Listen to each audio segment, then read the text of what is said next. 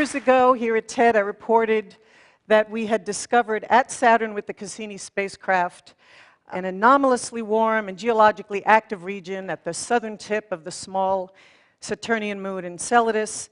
Seen here, this region seen here for the first time in a Cassini image taken in 2005. This is the South Polar region with the famous tiger stripe fractures crossing the South Pole. And seen just recently in late 2008, here is that region again, now half in darkness because the southern hemisphere is experiencing the onset of August and eventually winter. And I also reported that we'd made this mind-blowing discovery, this once-in-a-lifetime discovery of towering jets erupting from those fractures at the South Pole, consisting of tiny water ice crystals accompanied by water vapor and simple organic compounds like carbon dioxide and methane.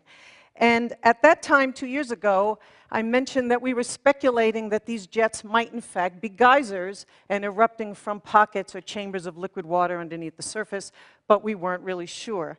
However, the implications of those results of a possible environment within this moon that could support prebiotic chemistry and perhaps life itself were so exciting that in the intervening 2 years, we have focused more on Enceladus. We have flown the Cassini spacecraft by this moon now several times, flying closer and deeper into these jets, into the denser regions of these jets, so that now we have come away with some very precise compositional measurements.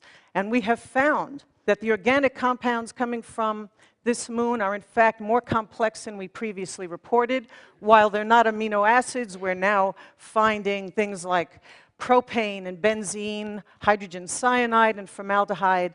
And the tiny water crystals here now look for all the world like they are frozen droplets of salty water, which is a discovery that suggests that not only do the jets come from pockets of liquid water, but that that liquid water is in contact with rock. And that is a circumstance that could supply the chemical energy and the chemical compounds needed to sustain life. So we are very encouraged by these results, and we're much more confident now than we were 2 years ago that we might indeed have on this moon, under the South Pole, an environment or a zone that is hospitable to living organisms.